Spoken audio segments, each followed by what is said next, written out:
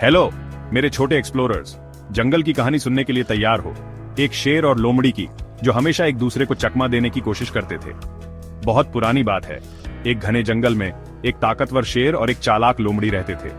शेर जंगल का राजा था, घूमता फिरता था, लेकिन लोमड़ी वो बहुत ही होशियार और शरारती था। अब शेर हमेशा अपनी ताकत दिखाता था, लेकिन लोमड़ी जानता था कि दिमाग ताकत से ज्यादा काम आता है।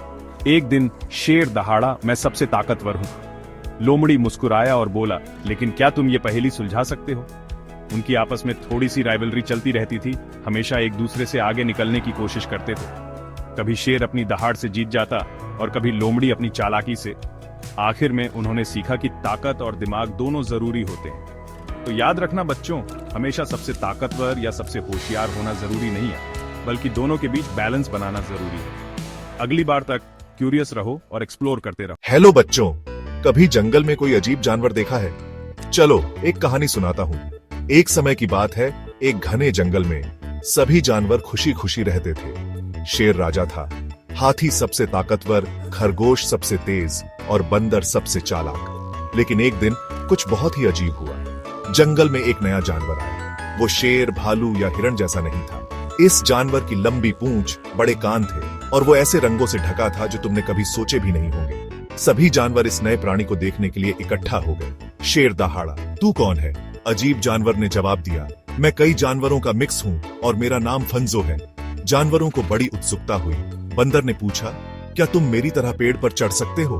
फंजो ने हाँ में सर हिलाया और झट से जंगल के सबसे ऊंचे पेड़ पर चढ़ गया। खरगोश ने पूछा, क्या तुम मेरी तरह तेज दौड़ सकते हो? फंजो मुस्कुराया और जंगल में फर्राटा भर दिया। हाथी ने पूछा, क्या तुम मेरी तरह ताकतवर हो? फंजो ने एक बड़ा सा पत्थर उठा लिया और सभी जानवर तालियां बजाने लगे। जल्द ही फंजो सबका दोस्त बन गया। उन्हें एहसास हुआ कि अलग होना ठीक है और हर किसी में कुछ खास होता है। तो बच्चों, याद रखना, फंजो की तरह यूनिक होना कमाल की बात है। अपने अलगपन को अपनाओ और हमेशा दूसरों के प्रति दयालु रहो। सुनने के लिए। गोलू और मिन्नी बहुत अच्छे दोस्त थे। वे हमेशा नए नए रोमांच की तलाश में रहते थे। एक दिन वे गांव के बाहर खेलने गए। वे हरी भरी वादियों में दौड़ रहे थे। वे रंग बिरंगे पक्षियों को देखकर खुश हो रहे थे। तभी उन्हें एक गुफा दिखाई दी। गोलू और मिन्नी ने गुफा के अंदर जाने का फैसला किया। वे धीरे धीरे अंदर गए। गुफा ठंडी और अंधेरी थी। उन्हें थोड़ा डर लग रहा था, लेकिन वे बहादुर थे। वे आगे बढ़ते गए। गुफा के अंदर एक अजीब सी रोशनी थी। गोलू और मिन्नी उस रोशनी की तरफ बढ़े। उन्हें एक छोटा सा डिब्बा दिखा। डिब्बा चमक रहा था। उन्होंने सावधानी से डिब्बा खोला।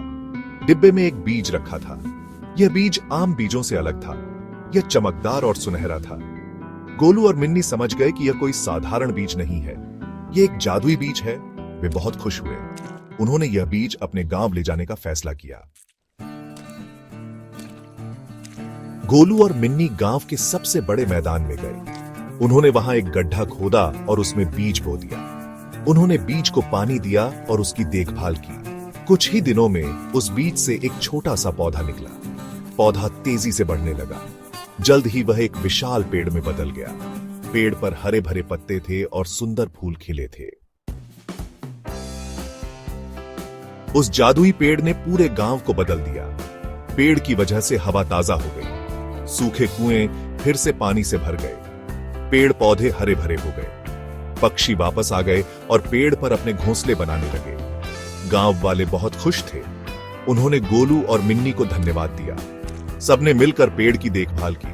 उन्होंने सीखा कि पेड़ हमारे लिए कितने जरूरी हैं। उन्होंने यह भी सीखा कि अगर हम सब मिलकर काम करें तो क्या नहीं